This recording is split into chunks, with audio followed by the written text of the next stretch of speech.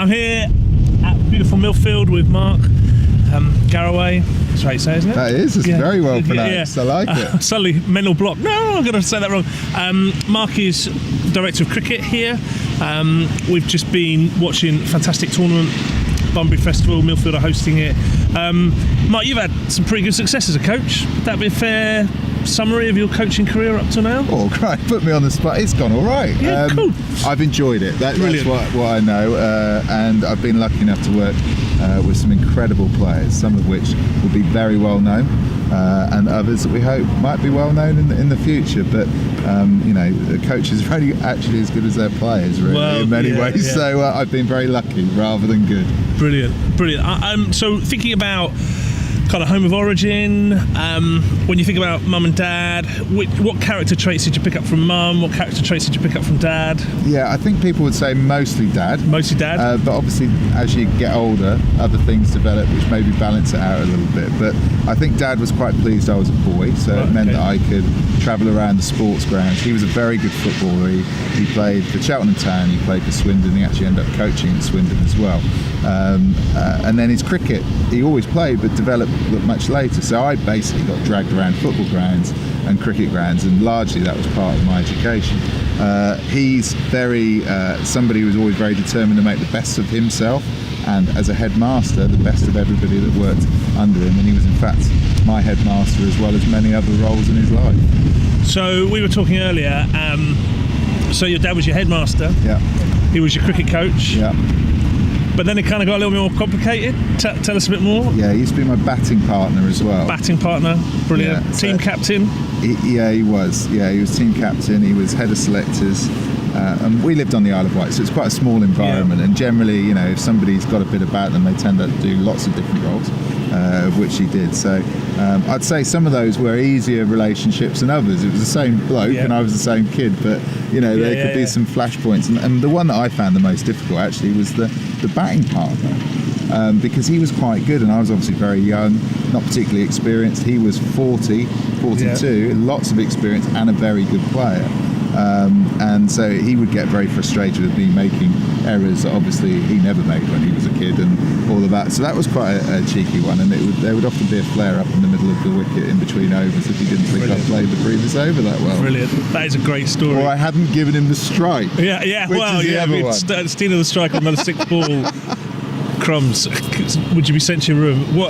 So we meet in our role a lot of kids who have been coached by mum or dad in the early stage of their career. What would you say to those parents who kind of watching, listening to this, who coach their own kids, which is an amazing gift because grassroots sport doesn't happen without parents getting involved and coaching their kids, but we recognise from conversations with those parents and with those children that creates an interesting tension, which you and your dad have obviously survived and thrived through, despite some choice words in the middle of a cricket wicket. What advice would you give to parents in that context? Well, I think you've got to be resilient as a parent, because inevitably the child's going to come back and not recognise that you are actually playing the role of a coach, and they find it hard to distinguish between the two. I've had a very similar experience with my 9-year-old who hasn't been able to swim. We went on a cruise last week and we taught him how to swim, but actually we didn't teach him how to swim. Myself and Zach had tough times and disagreements and arguments with him not listening, and his stepmom, my wife, taught him how to swim very quickly. Brilliant. And the words were no different that I was giving, but the voice and the person wasn't his dad. Yeah. And I think, certainly my experience of last week, and I'm sure talking to dad and many other dads and mums that have done the coaching, is it's very difficult for the child to differentiate between the two. So we have to be patient, because if we get uptight and angsty about that because they're not listening, then obviously the learning isn't going to happen. So I think we need to make sure that we use our language as we would as a coach, as opposed to as a parent. Maybe our tone as well, because it's quite easy to get frustrated with our own siblings. And certainly I find that the case, and I have to moderate myself as best as possible. But those would be the two things that I've certainly experienced. Man, that's brilliant. That is brilliant. And it is hard, isn't it? Because as a parent, you know what they're capable of. Obviously, you have your aspirations about what they're capable of. I find the same. My children are in my youth group, and I tell them, in the car just before I get out, and this is what I say to coaches, right, I'm taking my dad hat off now, I'm putting youth worker hat on, or I'm putting coach hat on, and I will try and just be a coach or a youth worker tonight, and then when we get back in the car, I swap hats again and I say, well, how was the youth worker or coach tonight? And just try and give my kids permission, and try and encourage other coaches just to have a little bit of a laugh, draw that line, and I do cross over that sometimes. And you know, my son recently challenged me and said, Dad, you've got your dad hat back on. I was like, all right, okay, sorry, you know. And it gave him a language and a permission just to push back on me a little bit and set that frame. Now, mate, you've created an incredible culture here. With cricket, you're national under-18 champions this year, but I know from talking to you, while that's a great kind of icing, cherry on top of the icing of the cake, what is it you're really trying to build here culture-wise? What are you hoping for the boys and the girls who come through your cricket programme that they get out of being part of Millfield cricket? Well, the first thing is that cricket, I think, is a wonderful vehicle, as is a lot of sports, to experience different things, to meet people, to network, to play with different types of personalities. And you know, somebody a long time ago, much cleverer than me, said that cricket is a sort of, you know, it's very much similar to life, and we experience the highs and lows and deal with that. So to me, first and foremost, it's about people. So cricket has enabled me to be the person that I am, and you want to have people learn how to be great to each other, and also how to understand themselves and not to give themselves too much of a hard time, not to get too far ahead of themselves when they maybe have a good day, which most people like me stumbled upon.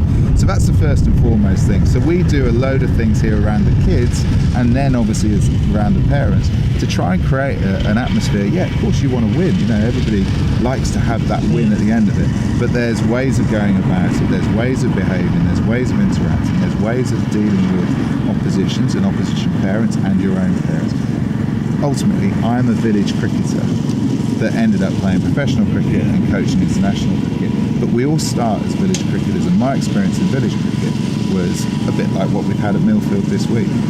Everybody sits around the ground, everybody talks to each other, you're nice to each other, you compete hard, and after the game you shake each other by the hand, you create mates in opposition teams that you might catch up with later, and that's the type of environment that we try to do. And because of that, I think people feel quite comfortable within it, and as a result they relax, enjoy themselves, and we all know that in performance terms, rarely does the best performance come when we're uptight. When we're in an environment that we feel very comfortable and we can relax and actually just let it go, that's when our best performance comes in. And that's been something that has been central to what we've tried to do. And obviously cricket's a very unique sport, isn't it? Because it is a team sport, but there's also huge individual components to that within. And so selection is a tricky one as well, because it's not only about are they in the starting 11, but where is their order in that starting 11 and that deployment. How have those tricky conversations with parents go? How do you as a coach manage those tricky conversations with parents? I know you've got a great parent body here, so you have very few of them, but when you've had to have them, how have you managed that? Well, I think you can plan ahead quite a lot. I mean, so what I look at our fixture list, and our fixture list offers different types of fixtures within it, which provide different opportunities for me to deploy the team or to select the team slightly differently. One of the things we do here, which really does help me to provide opportunity, is every time there's a county game and there's a school game and the two clash, unless we've got a National Cup round, they go off and play county. And the great thing about that is they're getting exposure in the county team, but it provides an opportunity for us to redeploy somebody. And that's been massive for us, as opposed to having the same 11 batting in the same order with the same frustrations for the ones that aren't getting a game, the same frustrations for the parents inside of the ground. So that's been the first thing, create opportunity. We also run trackers, opportunity trackers. So as well as measuring how many runs people get and what their averages are, we also measure, or put it in every day, where they bat and where they bowl. And the tracker shows us the opportunity that comes along. Brilliant. So if it's high in terms of batting, then that means that, right, we've got to change that a little bit, reposition them, stick them at 6, because you've got to learn to bat in all sorts of positions, and then create an opportunity to grab us. And how much of that do you communicate to parents? Everything. Communicate everything. Keep it really transparent. And the other thing we do is have regular conversations. The great thing about cricket is it takes ages, right? So there are so many opportunities to get round and have that 3 or 4 minute chat.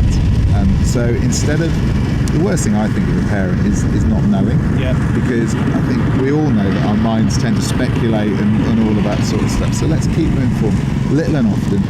Keep them informed, so you don't get to a point where you're firefighting. That is the crucial thing for me with all of our parents. And as a result of that, I think they found it easy to ask me the tough questions because they know that I'm communicative, and so's Dan and everybody else that works with me. So cricket really does provide that opportunity, which some other sports don't, to really build those quality relationships, to remember little details about people's lives, so you can ask those questions.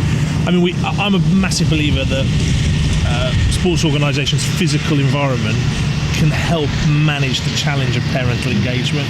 And how does your clubhouse help you? How does your physical environment, and I'll turn the camera around so people can get a better look at it in a minute, but how does your physical environment help create that really good culture with parents? So effectively, the top half of it is for the players. Yep. So the players go up the stairs, and that's their domain. Right. And then there are times in a game where they can go downstairs and mix, but ultimately that's our domain. And downstairs is the bottom, which sounds quite divisive, but actually it's not, because we also give the parents some roles. Brilliant. Well. And the roles are the captain, real basic one. The captain's dad gets a key to the fridge where we keep the wine, the Diet Cokes and what have you.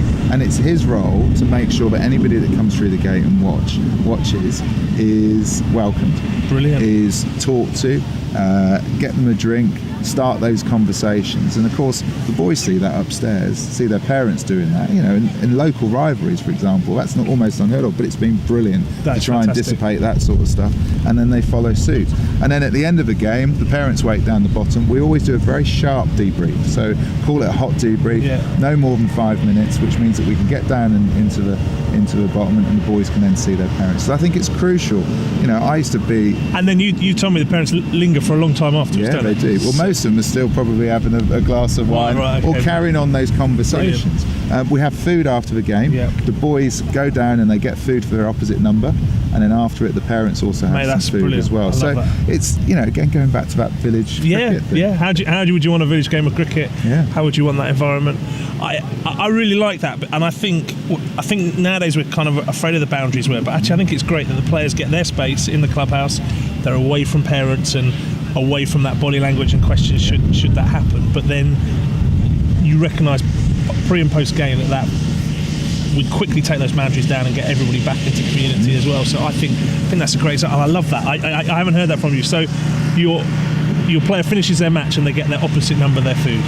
Mate, that's amazing. That is absolutely amazing. And the first thing that happens as soon as we come off the field is 2 people go behind the galley where the food gets served, and they start that process as well. So they become servants straight away. Great level of humility.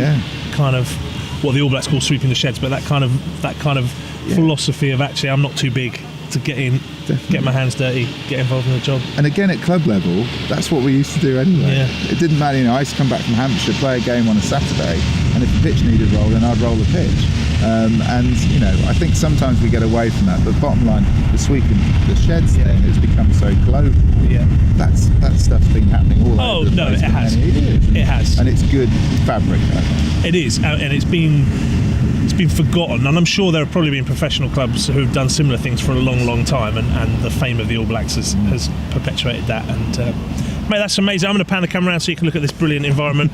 Mark, thank you so much. All the best. I know you've got some more finals coming up, but I really love the culture you've created here, and it's been a real privilege to hang out with you guys. So thank you very much. Thank you. Cheers. Brilliant. Cheers, mate. You can see their clubhouse. I know the sun is shining. I've just got to show you this. They've still got a tree on the pitch. Mark, just tell us the rules. What happens if the ball hits the tree? So the ball hits this tree. If you can see the trunk, if it's inside the boundary, it doesn't matter where it hits, even if it flicks the top leaf. And it's a big old tree. It's going to be 4 runs. Wow. Yeah. So you could hit it absolutely miles and still get through locally. I think I'd be really disappointed if I hit the top of the tree and only got 4 runs. I celebrate nowadays when I hit it, let alone hit the tree.